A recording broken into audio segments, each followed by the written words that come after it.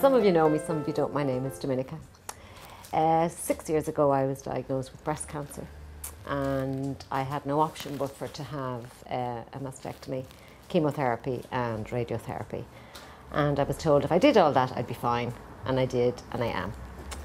So I'm here hopefully to be able to help, you know, if anybody has any problems with, like, the one thing that I've always said that it did for me was it absolutely knocked my confidence. It shatters your self-esteem. This thing hits you and it's going to happen to somebody else. It's never going to happen to you. And when it does, you've just so much, it's very, very difficult to take it all in. And you don't want to go out, then you lose your hair, which is another thing. And again, as Maura said, losing the hair really tells you, yeah, that's it, you do have cancer, but it's not, it's obviously it's the cure that's doing it.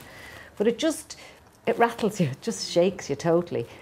But as time goes on, I discovered that the one thing that gave me more confidence was the better the fitting of my bras and my prostheses were, the better I felt. Because the nurses are brilliant and they do a great job in the hospital, but it's a whole new thing for you. I went home and I cleared my wardrobe of anything that was a neck lower than here, because I'm never going to be able to wear anything like that again, and I just was all in black, and I came out in a bra and I was like Sergeant Major up to here, out of the hospital, that's the way you come. And I thought, oh, this is it. And I remember one of my daughters saying, is that it, Ma? They're the only bras you're ever going to be able to wear? I said, yeah, I think so. But it takes a little while. It takes a little while to get your confidence back. And there's all sorts of little different things that happen along the way. But one of the biggest things is, is feeling good with a good fitting, a nice bra and a good fitting prosthesis. And it just kind of changes your world.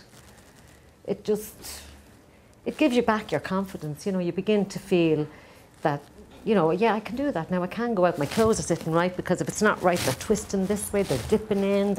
I'm sure you have all, or anybody has experienced it. And you also learn lots of little tricks with camis and jewellery and scarves and, different things. Because I'm still self-conscious. There's certain clothes I still won't wear, but there's ways around it. And I know it's not the end of the world if I can't get a strappy top with a plunging neckline. I'm getting older anyway, they don't suit me.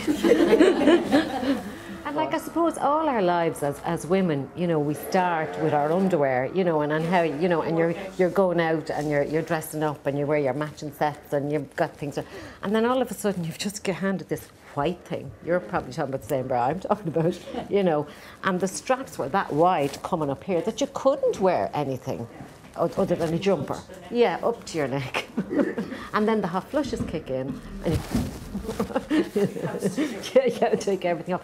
But it really, and the whole thing of sort of night time, and even going away, if you're going away with girlies or anything for your weekends, you learn. I have learned a lot, even since in the last year I've learned a lot more, and I've, the different things that are out there, like the little strappy, the little cami tops, and if you put the little spongy prosthesis into it, you take that out of your overnight bag the same as everybody else. Okay, you're going to go into the bathroom and put it on. Your jammy bottoms out of pennies. You don't look any different to the other girls sitting in the room, because we're not all, everybody has people that they're comfortable with and they're not covering up with, but you're not that way with everybody. You're not, if you're away with certain people, you're not just going to sit.